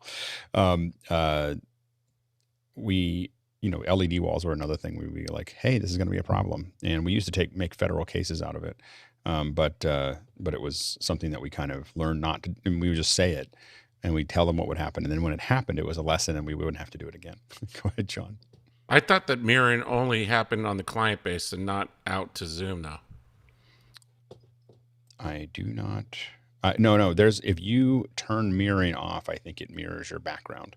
Like it does this, it like flips the flip. It's not you don't want to do it. It flips it again. So you will look backwards. It's a bug. Next question. Next one comes from Juancy Robles in Mexico again, and he asks, what tools or software do you recommend for beginners? And go ahead, Carl. So tools, this is kind of a tool. It would be rehearsals or, practice essentially. So rehearse your setup, practice your setup before you do it if you're a beginner, so you actually get it right on the day when you get there. As far as software, Apple Notes. Apple Notes has a checklist function. Checklist will save your life. This will come and go into the next question as well. But but Apple Notes with a checklist function, which you can share with other people, so they can add to your checklist as well. So it's a bit of a hive mind thing going on. But yeah, Apple Notes with checklist is pretty important. Go ahead, Liberty. Depending on how many people are a part of your team for the production, you can look at things like definitely a project management system or tool. So that is your Monday.com, your Trellos, if you're more visual and like the card function. There's also Asana for a communication tool, just depending on how versed they are. Slack is a great one as well, if they're not already on Discord, using that as a channel. We had an event recently where the volunteers, we brought them into the Slack channel, so that when things happened in their rooms, that if they needed to communicate with us, that they could use the Slack channel to do that. So those are just a couple or a few of them, just depending on what you're trying to accomplish. Go ahead, Bill. I'm going to say that the single most important thing when I'm producing anything that I have is my phone list, the numbers and contact information for the people, because producing is about taking responsibility, and responsibility often for the efforts of other people. And that means I need constant contact with the people. Even in a big organization, it's the level below you. You've got to be able to reach everybody instantly. And if you're starting out and you've got 30 people on a crew, being able to touch them via something instant is critical. Go ahead, Courtney. Regardless of the tool or the software that a beginner is working with, I always suggest the first thing they do is, if they're going to be working and they're going to be responsible for operating any type of software or hardware, is to download and read the entire manual for that particular piece of software or equipment beforehand. Go ahead, Marty. Yeah, beginner or otherwise, I recommend Google products like Sheets and Docs and such for shared communications and documentation. I recommend Discord for communications, and I recommend an app called Evernote. Evernote runs my life. It's wonderful. Go ahead, Sky. Well, and what I'm finding is I'm becoming acquainted with all of these tools, but are the team that I'm working with acquainted and know how to use these tools? And that's the huge barrier to entry. The tool is only as good as the people that know how to use it. So consequently, the lowest barrier for me is the Google Suite. So to your point, Marty, that's the seemingly people understand spreadsheets. Seemingly people understand, the general public understands word processing documents. So that's the lowest barrier. I love Slack. I was introduced to it in a production about 3 years ago, but it does have its nuances. It's a collective of communications devices all underneath an umbrella. Discord, whatever that emphasis was. Discord is a similar kind of a tool, and I had to introduce people to the concept of channels. There again, all of these are great tools, but there might be a learning process involved. So as a learner, there will always be another good tool, and these very specific project management tools are awesome for your statistical data. But again, Courtney, I don't have time to read the whole manual. I need simple one buttons. Well, the problem is that you end up spending so much time with people trying to figure out how to use it that you don't get the project done. So there's project management tools work really well when you have a unified team that uses them all the time, because they get good at them, they work through them, it becomes a culture. Otherwise, a lot of us still manage a lot of stuff in Google Sheets. So what we don't do is have other people build the Google Sheets. So if you're going to have Google Sheets, you have your producer who knows how to do it, build it out, and let people fill things in. Building things in Google Sheets is painful. Like, it's so slow and painful. So I actually build everything in Numbers, which is about 100 times faster. Then I export it out as an XLS and then bring it into Sheets, and then it just works, as opposed to me having to deal with the insanity that is Google Sheets as far as creation goes. It's great once it's there. Numbers is worthless when it comes to sharing it. Like, it just becomes this, Apple's not good at that part. So, but it's good at the creation part. I will say that, Google Docs and then finally, Keynote's a pretty important file. So I'll come back to that almost every time we talk about something. Keynote is the thing I probably spend the most important time on as far as organizing people. Like, for instance, I just built when I build things that have images, I don't build them in Photoshop or Illustrator or whatever. Just build them in Keynote, and so I put them all together. So I built this little guide on how to use Unity Comms, for instance. It's about 6 pages long, and it has these little diagrams with little arrows and everything else, and it looks pretty, and it tells them exactly what they need to know. And I've got a couple different versions of it depending on whose server you're using and how it's going to work, and it's super fast to throw something like that together and adjust it and then pump it out as a PDF. So illustrative files for the clients, overviews of how the project's going to work, diagrams, all those things are things that oftentimes I'll do in Keynote or OmniGraffle to kind of tie those things together. Next question. Juan C. Robles in Mexico is up next with, do you have a best practices checklist? Go ahead, Ari. For that, I'll just give a +1 to Evernote. My best practices, they're divided into 2. First of all, from a high level, I have architectures and workflows. Those are various topologies that I keep in one set. And then in terms of checklists, our customer intake questionnaires, packing list, setup and tear down, my pre-flight just before going live, and of course the run of show. And all of those are in dedicated list. John. Very, very similar, although I punted Evernote for Notes. Notes is my preferred choice. We have a Gantt chart for the show 8 weeks out, and then we have multiple checklists. But the most important thing that we find and the most amount of time we spend on is speaker prep. Liberty. Yes, so we have our speaker checklist as well. And I just wanted to add to both points there is that taking time to document your process, that will help you have your own checklist as well. Like, you can definitely Google online, but if there's someone on your team, or even if you use your phone to voice note step by step, because that will help you, because it's also your process and how you do things. Next question. Tony Medley in Noonan, Georgia is back in with, what's the best advice for a new producer? Go ahead, Mickey. Yeah, 3 things. Never assume. Second would be, contracts should protect and benefit all parties, not just a single party. And third, Alex touched on this earlier. Sometimes you just need to say no. All right. I also have 3 things. Learn a lot. burn the midnight oil. I am long due for a visit to my optometrist, and I think I will be changing my spectacles due to large screen hours. Make mistakes, be willing to make mistakes. Don't be afraid of making mistakes. You will crash and burn. I've done it more than once, but that's the only way you learn. And volunteer. Volunteering is a way of learning. People will appreciate it, and they may very well come back to you for gigs after that. So go ahead, George. So I'm going to speak from a quick experience this past week. A show that has multiple producers. Don't come over to the stream learn, like Ari said. Don't walk over to the stream station and say, hey, the stream is behind. Or, why is there an issue with latency? You have to understand what you're working into, especially when you work with multiple producers. When you walk over to a team, make sure that you know exactly what you're going to talk about, because it will completely, not necessarily lose respect for you, but it'll create issues when you keep on running over to different stations and saying there's issues when there's not. So understand the environment you're working in. Good, Sky. Do your job, and that is to make decisions and trust the team that you put together. And I continue to be graced by Mickey and Alex and JJ and all of you that continue to allow me to make decisions, because I have asked to be or put myself in the way of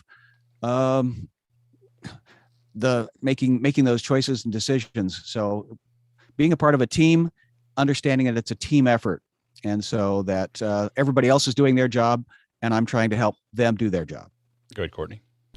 Manage your cash flow. If you're responsible for paying out subcontractors or employees, make sure you have enough cash in the bank to cover that event without receiving a payment from the main client, because sometimes those clients you'll be out 90 days or something, and there are laws that govern payment of employees within 2 weeks and so on. So make sure you can cover the cash flow, and that way you'll have happier employees from then on out, and you won't alienate people. Go ahead, Liberty. Take care of your team. I know it kind of goes without saying, but your team is everything, because without them, you wouldn't be able to do the show. So just making sure that, that they're, whether it be they're fed, they get what they need, that you are troubleshooting, that you are checking in on their mental health as well. So yeah, take care of your team. Yeah, they always say you can get a whole bunch of people to jump on a weekend, but to work for free on a short film, but feed them. Anybody who's done like little short films with their friends, the one thing that you can always tell that they're good at it, because they'll not pay anyone, but they'll be great crafty.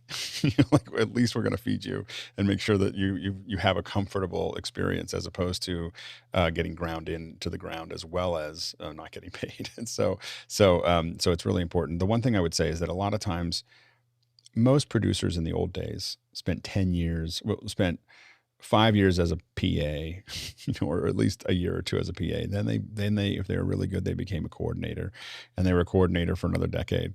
And then they became producers. And so by the time they got to this, they had seen everything, and they had heard all these things, and they had all this experience, and then they became a producer, and they were able to just step in and make those decisions because they were in those conversations. A lot of us are just jumping in. This is like, this reminds me of when we were back in, when I learned Photoshop. We just learned Photoshop. Like, I was a kid, a kid that didn't go to school for it, and I just had a program, and I was just kind of figuring it out and doing horrible things, technically with it, where I'd print black frames and all kinds of other stuff.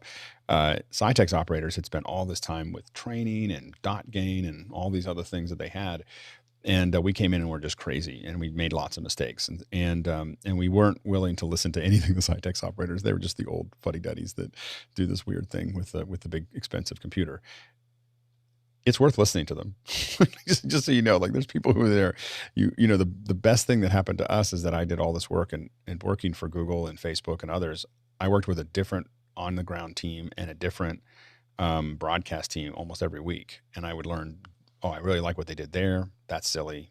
I really like but I just kept on absorbing the things that worked and didn't work from all of these different groups.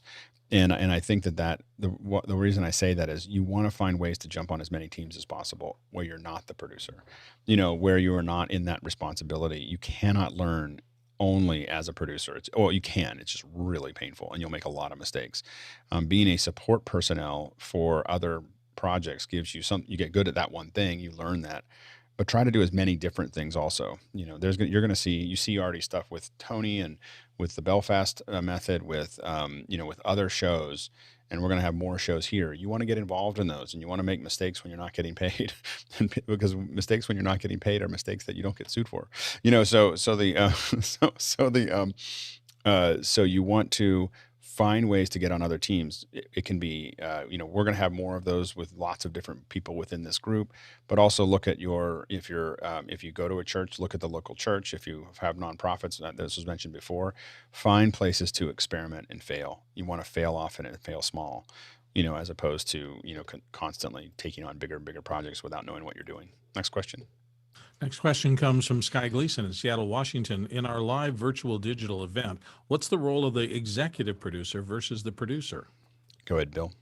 So producer is a weird word. I think through the industry, it's always been weird. Alex just well articulated a really good producer, somebody who's come through the wars and really understands how this works. In Hollywood and other places, you also get people, particularly under the executive producer title, who might have just been responsible for bringing $30 million to the table, and that's their real only qualification for getting a executive producer credit on a big movie.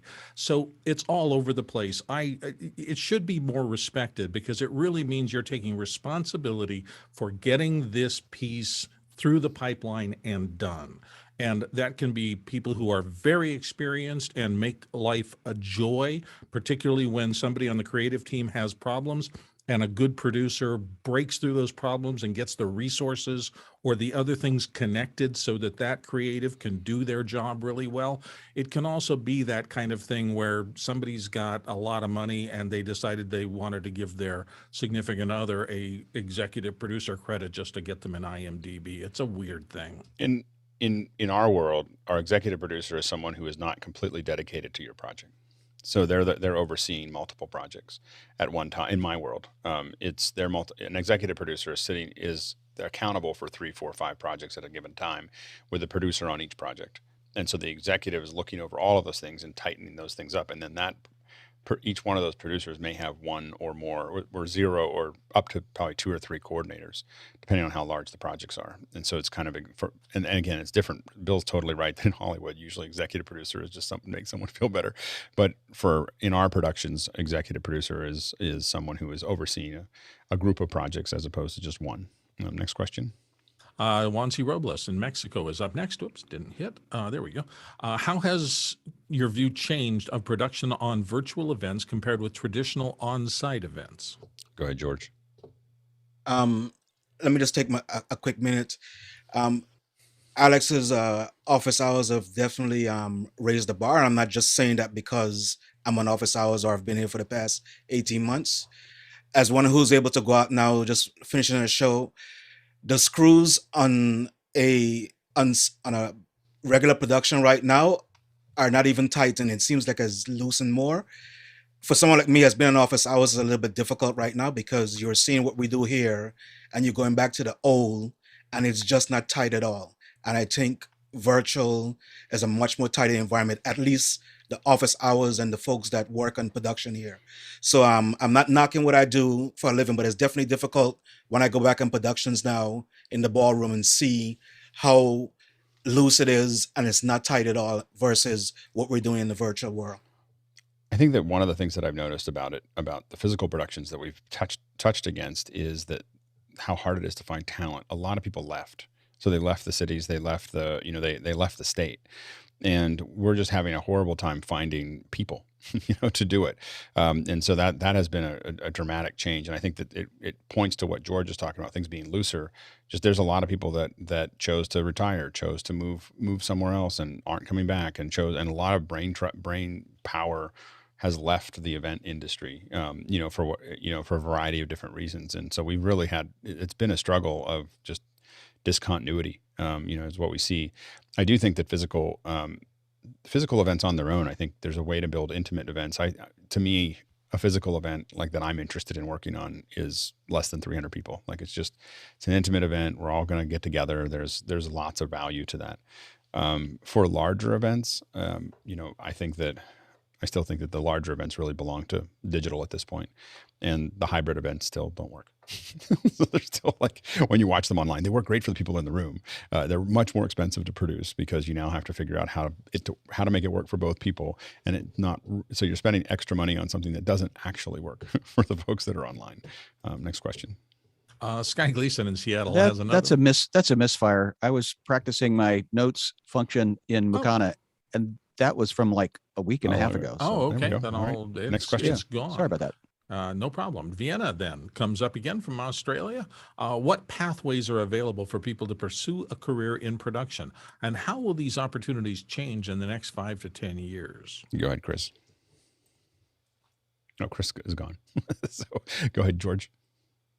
So I feel like even what we saw this morning from Adam Toe with the OSC Extravaganza and what Andy is doing with Isadora. So those pathways is learning something like Isadora and understanding the ATEM switcher, but now what we're doing with Mix Effects. So I think there's a lot of opportunity for you to build a career without going to college at a higher level in production without, let's say going into a ballroom or whatever the case may be. So there's lots of opportunity to learn like the Isadoras, which is going to put you at you'll be able to do theater and move into different environments. So there's greater opportunities, I think, for over the next 5 years in production. Good, Courtney. If you're wanting to be a producer, become a production assistant.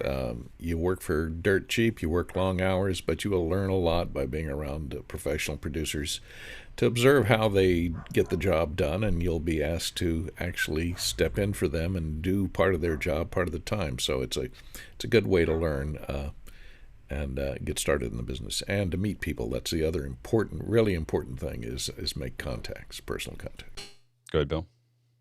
This era reminds me, I don't think there's ever been a better time than right now. Literally, I remember the big kerfluffle when editing moved out of TV stations onto people's desktops, and having a decent computer allowed you to start to learn the skills of editing in a way that it was never available before. Now, because of this disruption, there is so much need for people who have the digital skills, the distributed skills, the work remote skills and things like that, that if you learn any part of this that you're interested in and become really good at it, I just think your future is almost unlimited, because Alex is right. We're not going back to the old ways. And somebody who can work on a Dante network from their living room and do something practical, whether it's switching the show or mixing audio or doing lighting or whatever, your future is going to be essentially locked in, if you wish it, for the coming next era. I think it's an amazing time. Go ahead, Chris. Yeah, sorry, I had a call from my mother. I totally agree. The thing I want to see from young people, just show me your YouTube channel. I don't need a demo reel. Just show me. You can put together something. You can put it online. You can make it look good, and you can do it regularly. And you can, especially if there's something that's like a quick turnaround thing. Now I know you can like really crank through a job. The future is amazing, and I'm looking at so one of my favorite YouTube channels is entirely shot on the woman's phone. It's great. Yeah, I have to admit that I just want to see how you work in a team, in a live environment. And so for me, what I would say is look for the opportunities that we're going to be better at publishing these soon, but you can hear about them here and about in after hours and so on and so forth. But finding ways to volunteer on Tony's show, jump in and participate with the Belfast method, look for these other shows that are happening and edit this show. And again, one of the things that Office Hours 2.0 is going to require is somewhere between 10 and 20 people a day to play, to tie all that, to make it, otherwise it'll run a little shorter. It'll work with a lot less, but it'll run really well. And those are going to be opportunities for people to just jump in for a day here, a day there, and learn how to do this thing and learn how to do that thing. And there's going to be more and more of those things, because for most of us, the fastest pathway in is to jump on a team and succeed in that team, show up on time, be accountable, and again, in volunteer areas, it's really easy to say, well, I don't know how to do this, but I'm willing to do it. And people will go, okay, here, start moving these dials, and you can start swimming in the deep end really quickly. And so it's really worth, jumping onto those things. So, and I think that the people in this group are defining what the next decade's going to look like. I just really feel like we're we're getting that when you start to see the, what Jonas is doing in the cloud, and what Churig is doing in the cloud, and what we're doing in Belfast, and what we're doing with Todd, and what we're doing with Victor, and you can see this thing bubbling up, of all these different ideas, and it's really exciting to watch. And I think that jumping on those and finding, reaching out to those folks, and what Tony's working on, and what you see Tony's show is a great show. And then it also has all this tech in the back that a lot of us are learning how to do. And so I would get involved in those. That's the fastest way in. Next question. Comes from Vienna here on the panel. What's the best approach to preparing remote talent 1 week out from an event? Go ahead, Liberty. All right. So depending on how far, if you've already given them a document, we typically have some sort of document or a call in advance to make sure that we've done an equipment check. So check their lighting, check their sound, and all of that. Then we'll have a rehearsal. But I want to preface that by saying it depends on the talent, because if it's an executive, they just want to get in and get out. So you're working with their assistant or the event person on their team and helping them get through that. So just giving yourself at least 7 to 5, and then for that equipment check, that 3 to 4 for just checking in with them again, and just check in the day before, make sure that they're good. Yeah, go ahead, Bill. If their time isn't limited, if you're not working with an executive, but you just have to interview somebody who's kind of a civilian and they've not spent a lot of time on camera, I would just say the most important thing is repetition. If you've got 5 days, say, look, we're going to do a quick check today. And then you find something, you say, well, you can do a few things. Let's get back tomorrow and do that again. If you have the time to have them do this 4 or 5 times between now and when they're going to do it, they will be 1,000% better than if it's the first time they've ever been on camera. Good, Chris. I can't hear you, Chris. The tech check should happen exactly 1 Amazon shipment prior to the show. Go ahead, Ari. Specifically to the point of top executives, and especially politicians, make absolutely sure that you have the PA's mobile number, you have them on text, preferably have them on phone, of course, before the person needs to be on air. And invariably, they will ask you, where is the link and what do I need to log on to at some point? So have that ready. Yeah. Never put the join link and the view link in the same email. Next, go ahead, Vienna. Thanks for that, everybody. Yeah, it's just something that happens all too often, is that things have to be organized last minute, and organizing that with someone who has no idea about how to be on camera is really tricky. I wonder with Ari, your answer about having the PA's mobile number, if that person is actually overseas and they don't have an iPhone, how do you ring someone immediately when you're in a different country? Well, you can always resort to the plain old telephone system, but personally, I find it better to ask them, what do you use? You use Facebook Messenger? Do you use WhatsApp, which is my preferred tool of choice?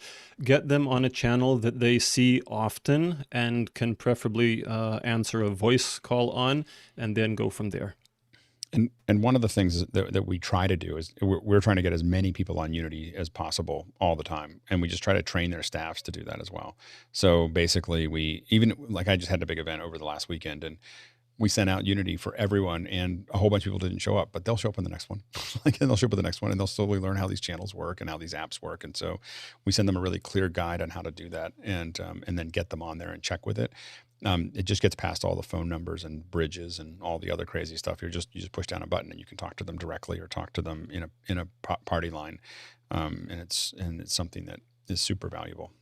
And I've slowly grown to. I mean, when we moved from ClearCom to Unity, just over financial needs, I was pretty salty about it because it isn't as clean as ClearCom's solution. But now that I've gotten used to it, it is very flexible, and we're able to, set those things up, relatively quickly. I mean, if I had the money, I'd probably still go back to ClearCom, but in the budget, it's pretty good, and we use it for everything. And people say, hey, what's the dial-in? What's my bridge number? And I go, we don't do bridges. Like I literally flat out say, we don't do bridges. Here's the instructions on how to get on Unity. And I say it nicely, like, have you heard of Unity? We can help. So, and then as soon as they've used it a couple times, they're like, this is so much better than a bridge, So next question. Artie Adius in Maryland is up next with what dedicated apps have people used to book and schedule crew and provide documentation. Assignment Desk is one example. While other people might be raising their hand, hopefully, what we do is we build a lot of what we do to handle that is we build what we call a core doc, and that core doc is all the different links. It can be travel, it can be the call sheets, it can be all the different things that are there inside of Google Sheet. Google. It's just but it's not literally a Google document that just has links, and it says this is what these all are. Then we control access based on for every one of those links that goes out based on who in the team needs to see those things. So everybody's kind of on a need to know basis as it goes through that. And then basically they can click on it and we can generate. What's cool about when you really dig into Google Sheets is you can do things like our call sheets are driven completely automated. Go grab this from this team and go grab it. It's it's pulling data from other sheets into it and then just stacking it up, giving you the weather, location, all those things are all driven automatically into the call sheet, which saves so much time. Go ahead, Chris. Well, now I have a whole other set of questions. Where could somebody learn about how to do that for a call sheet from Google Sheets? Let me see if I can get one of my producers up to do it. I don't know how to do it personally. So I have no idea. It's like I can tell you it can do it, and it's really cool. I have no idea how it works. Yeah, because I've been, I think I've shown you. We have a back-end system. It's kind of our own personal Frame.io, if you will, that we run our business from. And I've been meaning to get my programmer to build a call sheet tool that simplifies doing that. And the main issue is like a lot of times people will send a PDF out, right? Like, here's your PDF. Well, now I'm standing outside some corporate USA building and I open up my phone. I was like, who am I supposed to contact? So you open up your email, you search it, you find it. Oh, here's the PDF. Now I'm looking at a 7-digit phone number, 10-digit phone number. I have to remember 10 digits and toggle over to my phone and dial it. I just want something I can click. Like, boom, right. Here's the producer, here's the contact, here's the talent, here's the crafty. Mostly here's the crafty. There, exactly. Here's the food. Yeah, go ahead, Vienna. I find that Calendly is a very useful integrated app or a resource. I don't personally use it myself, but I can see that it's very useful for someone to click on your link and then book slots that you have. These slots are integrated with your calendar app, depending on the permissions that you give it, and then it will automatically generate a Zoom link. You can also submit files, I think, to it, and you can write other notes to the person that you want to book with. So I find that really useful. It's paid though, so I think it's a relatively new service, but yeah, it could be good for people who are, say, freelancers or just need constant bookings. Go ahead, Marty. So I worked for a couple of production companies a while ago, and they were using this cloud app that was really cool. And I'll have to go back and call them and find out what it was. So they were able to, once you get your login, sign into the app, you can go onto their production schedule and see what shows they have coming up, and you can, nominate yourself to work on a show, and then they will. If they select they will send you back the app will send you back a message saying you're booked and on what position. And then you can go in and see everything about that production. You can see the name, the location, all the phone numbers, the schedule, the timing, the travel information is all within that app. And it was a really good integrated, dedicated for video production. So I know these things are out there, and Please find out who that. I'd love to see what that is. That sounds cool. Yeah, I will try and find out and let us know. We constantly have a dream of not using Google Sheets, but we keep on going back. Go ahead, Ari. Yeah, I've tried to use things like Asana and various other tools to have a better process, but receive so much pushback from clients that yes, Google Sheets is the go-to, and yes, access control. So their sheets, anything from the agenda and the phone numbers, and of course the crew rota and things like that. One thing that I would like to point out is that a simple but effective, I found out, way to automate the process is that have columns for your processes. That is, talent contacted. I have their phone number. I have them on Messenger. Have they been briefed? Have they been tech checked? And my color coding is red, yellow, and green. And I look over to that to see what the PA is doing. And if it's red, it means it's not been started. Yellow is sort of in process, and green. And I look to see that entire row is green, and I know that the process is complete. Yep, absolutely. Next question. Tony Mobley in Georgia asks, should the on-air talent also have the role of producer? What is good or bad about that? Go ahead, Mickey. Yes, it's certainly possible. A lot of productions, not only in the live environment, but also in fiction and factual programming, have talents that that also fulfill a producer role. But it's important for that person to be able to separate in their minds when they have to be a producer and when they have to be a talent, and also have a team that can carry the load of the producer when that person needs to be in talent mode. Go ahead, Courtney. Now, this happens a great deal in Hollywood because a lot of the lead actors on a TV show or something become executive producers and have that credit.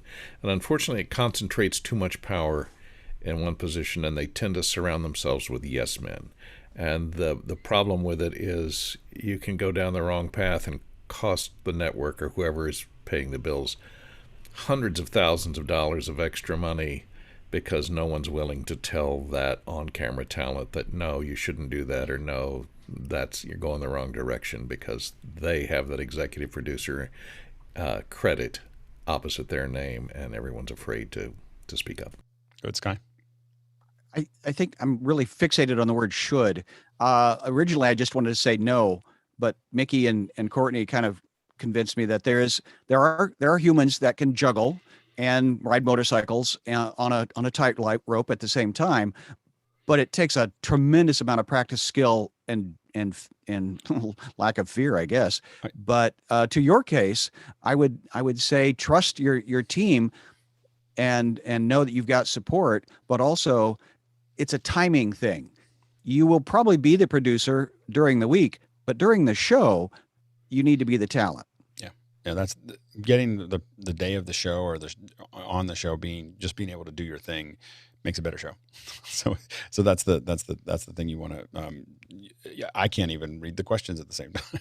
So let alone be the producer. So next question. Juan C. Robles in Mexico says, as operator, how do you help a producer besides doing your best? Go ahead, Mickey. Anticipate the curveballs and make your producer look good. Yeah. George? So if you give me a quick second, so how do you help your producer? So I just flew in with a good friend of mine to Colorado to do a live stream. He's a good friend of mine, but he's also the producer of the stream. So what I did when I got there, and he didn't know I was going to do this, I took the two web presenters, the two encoders, my multi-view, and the destination of the stream, put it into a multi-view 4, and put it on a 55-inch monitor. What he was able to see is the two encoders, the multi-view, and the destination. How did that help him? It was comfortable for him to see all two encoders, my multi-view, and the destination. It put him at ease. And just keep on talking to your producer. Let him know, Alex always talk about doing the thing. Let him know that you're doing the thing and where the thing is right now, where it's going next, and how we're going to get out of it. So that's just simple for me. It's just always making the producers comfortable. Even if you're working locally and you're the TD for 3 cameramen and they're local, talk to the cameraman before we have to talk to the producer. Let them know if you've worked with this producer before, make him comfortable. Tell him, look, this is how he works, and don't go rogue. Do the thing, get in and out. That's it. Yeah, I mean, the little things, being on time is really important. And when I say on time, I mean on time, not early. So that we used to say earlier on time is late, and late is fired. That was kind of a saying within our group. Because if you're late, you won't get. I mean, I don't know. A lot of us won't call you back. It doesn't matter. I don't care what it is. I don't care traffic, parking, whatever. If you're someone on the crew and you're late, I probably will not call you back. Almost ever. And so because it's just one of those things that we can't figure out how to do it, and for a live show. So a lot of people will, like me, I'll show up an hour early or half an hour early, and I'll be at a coffee shop nearby, and I'll show up, then I'll walk in 10 minutes early, and I will quietly be there. I will not walk up to the producer. I will not talk to them until a minute or two before the event, but I will be somewhere in their sight line. So if they look over and they see me, they can see that I'm there. If I get there early, it means that they have to think about me. Like they don't, if I get there too early, they have to now manage another person while they're trying to do something else. So you sit there and you want to be comfortably early, but not really early. And you want to be in their sight line so they know that you're around if they needed you. Oftentimes we tell each other, I'm on my way. Like we'll tell producers, like I'm leaving my house at this time, or I'm staying in communication, staying positive, like folks that are, the whole thing that we have rules here, no politics, no religion. It's really good for production. No politics, no religion. And basic, and no swearing if you can, because it's just, production's not known for that, but it really cleans things up a little bit.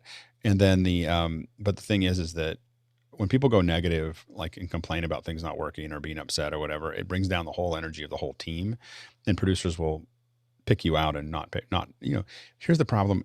If you're working as an operator, producers don't have to hire you again. Like, you're not an employee. They're not going to complain. They're not going to tell you anything, because pulling you out of the system during the show doesn't help, is going to just derail their show. So they're not going to say anything. They're just not going to call you again. And so you'll just wonder, why didn't anybody call again? And so you don't get a lot of feedback. And so you have to be very on your, producers are making those decisions every day, all day. The people that I hire are people that I know will know more about what they're doing than I do. And I know that they're thinking about the 6 other things that I'm not thinking about, and trying to tie them all together.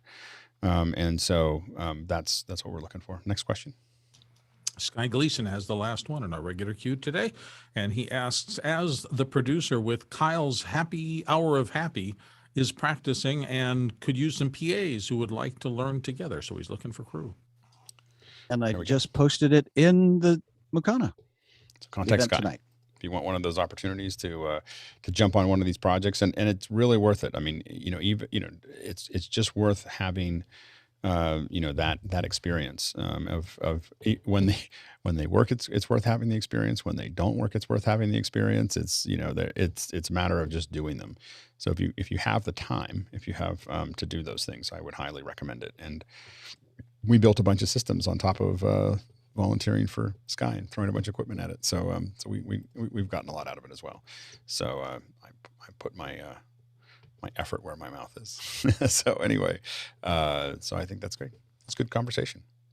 Well done, producers. Well done for asking lots of pointed and great questions that move the conversation forward. And thanks to our panelists who are great answers, great conversation as always. 500 and X number. Into this, we're still cooking. I don't know how we do it.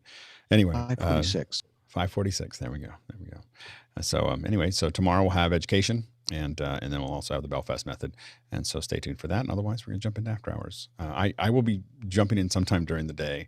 I don't know exactly when, with Andy to do some Isadora stuff. So stay tuned.